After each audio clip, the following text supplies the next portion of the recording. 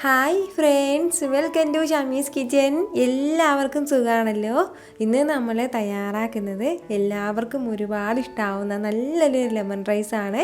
അപ്പോൾ വീഡിയോ എല്ലാവരും സ്കിപ്പ് ചെയ്യാതെ ഒന്ന് കണ്ടേക്കണം. പിന്നെ നമ്മുടെ ഷമീസ് കിച്ചൻ ചാനലിൽ ഇതുവരെയും സബ്സ്ക്രൈബ് ചെയ്യാത്തവരുണ്ടെങ്കിൽ അല്ലെങ്കിൽ ഇത് ആദ്യമായിട്ടാണ് കാണുന്നതെങ്കിൽ പ്ലീസ് ഒന്ന് സബ്സ്ക്രൈബ് ചെയ്തേക്കണേ.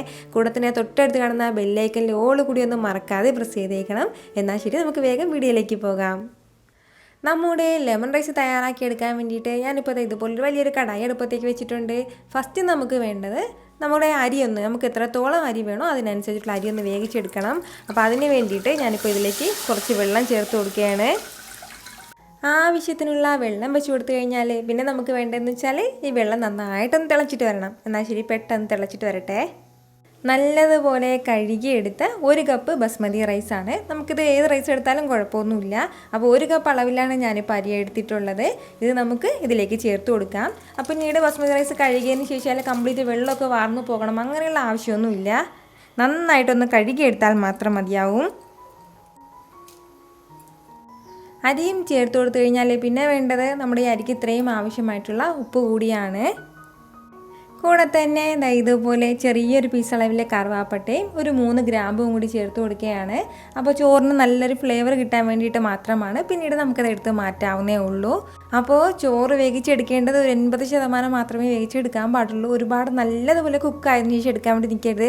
എങ്കിൽ പിന്നെ ആ ചൂടിലിരുന്നിട്ട് വീണ്ടും നന്നായിട്ട് വെന്തു പോകും. അപ്പോൾ എപ്പോഴും നമ്മൾ ഇതുപോലെ വെള്ളത്തിലിട്ട് തിളപ്പിച്ചെടുക്കുന്ന അരി വന്നിട്ട് കുറച്ച് നന്നായിട്ട് വേകുന്നതിന് തൊട്ട് മുമ്പായിട്ട് എടുക്കാൻ വേണ്ടി പ്രത്യേകം ശ്രദ്ധിച്ചേക്കണം.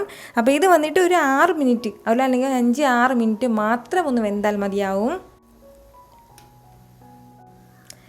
ഇപ്പോൾ നമ്മൾ വെച്ച് കൊടുത്ത വെള്ളവും അരിയൊക്കെ തിളയ്ക്കാൻ തുടങ്ങിയിട്ട് ഏകദേശം ഒരു 5 മിനിറ്റോളം ആയിട്ടുണ്ട്. ഞാൻ ഹൈ ഫ്ലെയിമിൽ തന്നെയാണ് വെച്ചിരുന്നത്. അപ്പോൾ നമ്മുടെ ചോറൊക്കെ നന്നായിട്ട് വെന്തിട്ട് കിട്ടിയിട്ടുണ്ട്. ഇത്രയും തന്നെ മതിയാവും, ഇനി ഒരുപാട് സമയം ഇട്ടിരിക്കേണ്ട ആവശ്യമില്ല. അപ്പോൾ പെട്ടെന്ന് തന്നെ ഞാനൊന്ന് ഫ്ലെയിം ഓഫ് ചെയ്യാണ്.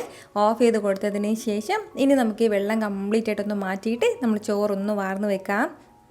നമ്മുടെ ചോറൊക്കെ ഞാനിപ്പോൾ ഇതുപോലൊരു അരിപ്പയിലേക്ക് അരിച്ച് മാറ്റിയിട്ടുണ്ട്. അപ്പോൾ ഇനി വേണ്ടതെന്ന് വെച്ചാൽ പെട്ടെന്ന് തന്നെ ഇതിന് വേണ്ടിയിട്ടുള്ള ചെറുതായിട്ടുള്ള നമ്മുടെ ലെമൺ മസാലയും കൂടി ഒന്ന് തയ്യാറാക്കിയെടുക്കണം. ഞാനിപ്പോൾ ഇതുപോലെ മറ്റൊരു കടായി അടുപ്പത്തേക്ക് വെച്ചിട്ടുണ്ട്. അപ്പോൾ അതൊന്ന് ചൂടായി വരുമ്പോഴത്തേക്കും അതിലേക്ക് ഒരല്പം എണ്ണ ചേർത്ത് കൊടുക്കാം. എണ്ണ ഒന്ന് ചൂടായി തുടങ്ങുമ്പോഴത്തേക്കും പിന്നെ നമുക്കിതിലേക്ക് വേണ്ടതാണ് ഇതുപോലെ ഒരു 1/2 ടീസ്പൂൺ അളവിൽ കടുക് കൂടി. കടുക് ചേർത്തിട്ട് കടുക് ഒന്ന് പൊട്ടി തുടങ്ങുമ്പോഴത്തേക്കും പിന്നെ നമുക്കിതിലേക്ക് വേണ്ടതാണ് ഇതുപോലെ 1 ടീസ്പൂൺ അളവിൽ മുഴുവൻ ഉഴുന്നെടുത്തിട്ടുണ്ട്, അതുകൂടി. അപ്പോൾ ഈ സമയത്തെല്ലാം ഫ്ലെയിം നന്നായിട്ടൊന്ന് കുറച്ച് വെക്കാൻ വേണ്ടി പ്രത്യേകം ശ്രദ്ധിക്കണം. അതുപോലെ തന്നെ പിന്നെ നമുക്കിതിൻ്റെ കൂടെ വേണ്ടതാണ് കുറച്ച് കടലപ്പരിപ്പും കൂടി. അപ്പോൾ 2 ടീസ്പൂൺ അളവിൽ കടലപ്പരിപ്പ് എടുത്തിട്ടുണ്ട്. ഇത് ഇത്രയും ചേർത്ത് കൊടുത്തതിന് ശേഷം നന്നായിട്ടൊന്ന് വറുത്ത് കൊടുക്കാം. അപ്പോൾ ഈ കടലപ്പരിപ്പും ഉഴുന്നുമെല്ലാം നല്ലതുപോലെ കളറൊക്കെ മാറി വരുന്നവരെയും വറുക്കാൻ വേണ്ടി നിൽക്കരുത്. കാരണം ഇതിലേക്ക് ബാക്കി ചേരുവകളൊക്കെ നമുക്ക് ചേർക്കേണ്ടതാണ്. ലോ ഫ്ലെയിമിൽ വെച്ചിട്ട് ഈ ഒരു രീതിയിൽ മാത്രം ഒന്ന് വറുത്തെടുത്താൽ മതിയാവും. ഇതുപോലെ ചെറിയ രീതിയിൽ ഇതിപ്പോൾ വരണ്ട് കിട്ടിയിട്ടുള്ളൂ, ഇത്രയും തന്നെ മതിയാവും. ഈ സമയത്ത് പിന്നെ നമുക്കിതിലേക്ക് വേണ്ടത് ഞാനിപ്പോൾ ഇതുപോലെ കുറച്ച് കപ്പലണ്ടി എടുത്തിട്ടുണ്ട്. അപ്പോൾ കപ്പലണ്ടിയൊക്കെ എടുക്കുന്നത് നമ്മുടെ ഇഷ്ടത്തിനനുസരിച്ചിട്ട് കൂടുതൽ വേണമെങ്കിൽ കൂടുതൽ എടുക്കാം, കുറച്ച് മതിയെങ്കിൽ കുറച്ചെടുക്കാം. പക്ഷേ ഇത് കൂടുതൽ ചേർക്കുന്നതോറുമാണ് ഇത് നമുക്കിങ്ങനെ കിട്ടുമ്പോഴത്തേക്കും കടിക്കാൻ വേണ്ടി കിട്ടുമ്പോഴത്തേക്കും പ്രത്യേക ടേസ്റ്റാണ്. ഞാൻ ഈ ഒരു അളവിലാണ് എടുത്തിട്ടുള്ളത്. ഇതുപോലെ ഇത്രയും മാത്രം. അപ്പോൾ ഇതിപ്പോൾ ഞാൻ വറുത്ത കപ്പൽ ഞാൻ എടുത്തിട്ടുള്ളത് കേട്ടോ. വറുക്കാത്ത നിലക്കടലാണെന്നുണ്ടെങ്കിൽ പ്രശ്നമൊന്നുമില്ല. അത് ഇത്രയും ചേർത്തിട്ട് വീണ്ടും ഒന്ന് വറുത്ത് കൊടുക്കണം. അപ്പോൾ അതിൻ്റെ പേരിലാണ് ഞാൻ പ്രത്യേകം പറഞ്ഞത്. ഈ നിലക്കടലയൊക്കെ ചേർത്തിട്ട് നമ്മൾ വറുക്കുന്ന സമയത്ത് വീണ്ടും നമ്മുടെ ഈ കടലപ്പരിപ്പ് ഉഴുന്നൊക്കെ വീണ്ടും കുറച്ചുകൂടി കളറ് മാറിപ്പോവും. അപ്പോൾ ഇതെല്ലാം കൂടി ചേർത്തിട്ട് വേണം ഒരുമിച്ച് ഇതുപോലെ ഒന്ന് വറുത്തെടുക്കാനായിട്ട്. ഇതുപോലെ ഒരു 30 സെക്കൻഡ് മാത്രം നന്നായിട്ടൊന്ന് വറുത്ത് കഴിഞ്ഞാൽ പിന്നെ നമുക്കിതിലേക്ക് വേണ്ടത് ഞാനിപ്പോൾ എരിവിന് വേണ്ടിയിട്ട് ഒരു 2 പച്ചമുളക് ചെറുതായിട്ടൊന്ന് അരിഞ്ഞെടുത്തിട്ടുണ്ട്, അതുകൂടി ചേർത്ത് കൊടുക്കാം. അതുപോലെ തന്നെ ഒരു 3 വറ്റൽമുളകും കൂടി എടുത്തിട്ടുണ്ട്, അതും ചേർക്കുകയാണ്. കൂടെ തന്നെ ഇതുപോലെ കുറച്ച് കറിവേപ്പില എടുത്തിട്ടുണ്ട്, അതും ചേർക്കുകയാണ്. അപ്പോൾ ഇത്രയും ചേർത്ത് കൊടുത്തതിന് ശേഷം വീണ്ടും നല്ലതുപോലെ ഒന്ന് വഴറ്റി കൊടുക്കണം. പ്രത്യേകം ശ്രദ്ധിക്കേണ്ട കാര്യം ഫ്ലെയിം നന്നായിട്ടൊന്ന് കുറച്ച് തന്നെ വെച്ചിരിക്കണം. ഒരുപാട് കൂട്ടി വെക്കാൻ പോകരുത്, എങ്കിൽ പിന്നെ നമ്മൾ ചേർത്തിരിക്കുന്നതെല്ലാം കരിഞ്ഞു പോകും. അതിൻ്റെ പേരിലാണ്. അപ്പോൾ ഇതുപോലെ ലൈറ്റായിട്ട് ഇതെല്ലാം കൂടി ചേർത്തിട്ട് ഒന്ന് വഴറ്റി കൊടുത്തു കഴിഞ്ഞാൽ പിന്നെ നമുക്കിതിലേക്ക് ഒരു അല്പം മസാലയും കൂടി ചേർത്ത് കൊടുക്കാം. ലെമൺ റൈസ് എന്ന് പറയുമ്പോഴേ ഒരു മഞ്ഞ കളറിലാണ് നമുക്ക് കിട്ടുന്നത്. അപ്പോൾ അതിന് വേണ്ടിയിട്ട് കുറച്ച് മഞ്ഞൾപ്പൊടി ചേർക്കുകയാണ്. അതുപോലെ തന്നെ ഒരു 1/4 ടീസ്പൂൺ അളവിൽ കായപ്പൊടിയും കൂടി നമുക്ക് വേണം. സാമ്പാർ കായ ഉണ്ടല്ലോ, അത് തന്നെയാണ്.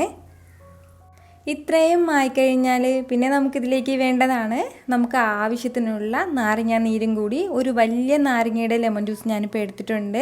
അപ്പോൾ അതുകൂടി ചേർത്ത് കൊടുക്കുകയാണ്. നമുക്ക് എത്രത്തോളം പുളിപ്പ് വേണോ അതിനനുസരിച്ചിട്ട് ചേർക്കാം. ഇനിയിപ്പോൾ കുറഞ്ഞു പോയാലും കുഴപ്പമൊന്നുമില്ല, പിന്നീട് നമുക്ക് ചേർക്കാവുന്നേ ഉള്ളൂ. നമ്മളിപ്പോൾ ഇതിന് ഇത്രയും ഉപ്പ് ചേർത്തിട്ടില്ലല്ലോ, അപ്പോൾ ഇതിന് മാത്രം ആവശ്യമായിട്ടുള്ള ഒരല്പം മാത്രം ഉപ്പും കൂടി. അതുപോലെ തന്നെ പിന്നെ വേണ്ടതാണ് ഒരു 1/2 ടീസ്പൂൺ അളവിൽ പഞ്ചസാരയും കൂടി. അപ്പോൾ ഈ പുളിപ്പും എരിവും ഒക്കെ നന്നായിട്ടൊന്ന് ബാലൻസ് ചെയ്യാൻ വേണ്ടിയിട്ടാണ് ഒരല്പം പഞ്ചസാരയും കൂടി ചേർത്ത് കൊടുക്കുന്നത്. ഇത് ഇത്രയും ചേർത്തിട്ട് വീണ്ടും നന്നായിട്ടൊന്ന് മിക്സ് ചെയ്ത് കൊടുക്കണം. നല്ലതുപോലെ ഇതെല്ലാം കൂടി ഒന്ന് വഴറ്റി കൊടുക്കണം. അപ്പോൾ ഞാൻ പറഞ്ഞത് മറക്കണ്ട, ഫ്ലെയിം നല്ലതുപോലെ കുറച്ച് വെച്ചിട്ട് വേണം നമ്മളിത് ചെയ്തെടുക്കാനായിട്ട്. അപ്പോൾ എല്ലാം കൂടി ഒരുമിച്ചിട്ടിട്ട് നമുക്കിതെല്ലാം കൂടി വഴറ്റിയെടുക്കാൻ പറ്റില്ല, കാരണം ഓരോന്നിനും ഓരോ വേഗമാണ്. അപ്പോൾ അതിൻ്റെ പേരിലാണ് സ്റ്റെപ്പായിട്ട് നമ്മളിതെല്ലാം ചേർത്ത് കൊടുക്കുന്നത്. അപ്പോൾ ഈ മഞ്ഞൾപ്പൊടി ചേർക്കുന്ന സമയത്ത് തന്നെ നമുക്കിതിലേക്ക് ലെമൺ ജ്യൂസും കൂടി ചേർത്ത് കൊടുക്കാം. അല്ലാന്നുണ്ടെങ്കിൽ ഈ കടായിയുടെ ചൂട് കൊണ്ട് പെട്ടെന്ന് മഞ്ഞൾപ്പൊടി കരിഞ്ഞു പോകും. ഇപ്പോൾ ഇതെല്ലാം കൂടി ഒരു 30 സെക്കൻഡ് വീണ്ടും ഞാൻ നന്നായിട്ടൊന്ന് വഴറ്റി എടുത്തിട്ടുണ്ട്. അപ്പോൾ ആ മഞ്ഞൾപ്പൊടിയുടെയൊക്കെ പച്ച മണമൊക്കെ നന്നായിട്ട് മാറിയിട്ടുണ്ട്. ഇത് ഇത്രയും ആയിക്കഴിഞ്ഞാൽ പിന്നെ നമുക്ക് വേണ്ടത് നമ്മളിതാ നേരത്തെ എടുത്ത് മാറ്റി വെച്ചിരുന്ന നമ്മുടെ ബസ്മതി റൈസും കൂടിയാണ്. അപ്പോൾ വെള്ളം കംപ്ലീറ്റ് ആയിട്ട് മാറിയിട്ടുണ്ട്. ആ ചോറ് കൂടി നമുക്ക് ഇതിലേക്ക് ചേർത്ത് കൊടുക്കാം. കൂടെ തന്നെ ഇതുപോലെ ഒരേ ഒരു ടേബിൾ സ്പൂൺ അളവിൽ കുറച്ച് നെയ്യും കൂടി ഇതിന് മുകളിലേക്ക് ഒന്ന് ചുറ്റിച്ചു കൊടുക്കണം. അതിന് ശേഷം നമുക്കിതെല്ലാം കൂടി ചേർത്തിട്ട് നന്നായിട്ടൊന്ന് മിക്സ് ചെയ്ത് കൊടുക്കണം. നമ്മുടെ ഈ ബസ്മതി റൈസ് ചേർത്ത് കൊടുത്തതിന് ശേഷം മാത്രം ഫ്ലെയിം ഒന്ന് കൂട്ടി വെച്ചിട്ട് നമുക്ക് നന്നായിട്ടൊന്ന് മിക്സ് ചെയ്ത് എടുക്കാം. കാരണം ചോറിന് ചെറുതായിട്ടൊന്ന് ചൂട് മാറിയിട്ടുണ്ടെങ്കിൽ ആ ചൂട് നന്നായിട്ട് കിട്ടാൻ വേണ്ടിയിട്ടാണ്. അതുപോലെ തന്നെ നമ്മളൊന്ന് 80% കുക്കാക്കിയാണ് എടുത്തിട്ടുള്ളത്. അതിപ്പോൾ ഞാനിപ്പോൾ കയ്യിലേക്ക് എടുത്തപ്പോൾ നന്നായിട്ട് വെന്തിട്ടുണ്ടായിരുന്നു ആ ചൂടിലിരുന്നിട്ട് തന്നെ. അപ്പോൾ അത്രയും തന്നെ ധാരാളമാണ്. സ്കൂളിലെ ലഞ്ച് ബോക്സിൽ കുട്ടികൾക്കൊക്കെ കൊടുത്തേക്കാൻ പറ്റുന്ന ഒന്നാണ്. വളരെ പെട്ടെന്ന് ചടപടേന്ന് തയ്യാറാക്കി എടുക്കാൻ പറ്റുന്ന ഒന്നാണ്. ഇതിന് പ്രത്യേകിച്ച് ഒരു കറിയുടെ നമുക്ക് ആവശ്യമില്ല. നല്ലൊരു തൈര് സാലഡ് ഉണ്ടെങ്കിൽ അത് മാത്രം മതിയാവും. ഇനിയിപ്പോൾ ചിക്കനോ ബീഫോ അങ്ങനെ എന്തെങ്കിലും ഉണ്ടെങ്കിൽ അതിൻ്റെ കൂടി നല്ല ബെസ്റ്റായിട്ട് നമുക്ക് കഴിക്കാവുന്നേ ഉള്ളൂ. അപ്പോൾ ഇതെല്ലാം കൂടി നന്നായിട്ടൊന്ന് മിക്സ് ചെയ്തെടുക്കണം. നല്ല ചൂടോടുകൂടി ഇത് കഴിക്കാനാണ് കേട്ടോ സ്പെഷ്യൽ ടേസ്റ്റ് ഉണ്ടാവുന്നത്. വേണമെന്നുണ്ടെങ്കിൽ സെർവ് ചെയ്യാൻ ടൈമിൽ കുറച്ച് മല്ലിയിലേക്ക് ചേർത്ത് കൊടുക്കാം. വേണമെന്നുണ്ടെങ്കിൽ മാത്രം കേട്ടോ, അല്ലെങ്കിൽ ആവശ്യമൊന്നുമില്ല. ഇത് തന്നെ കാണാൻ തന്നെ നല്ല കളർഫുള്ളായിട്ടല്ലേ ഉള്ളത്. അപ്പോൾ ഇതിൻ്റെ ഒന്നും ആവശ്യമില്ല, വേണമെങ്കിൽ മാത്രം.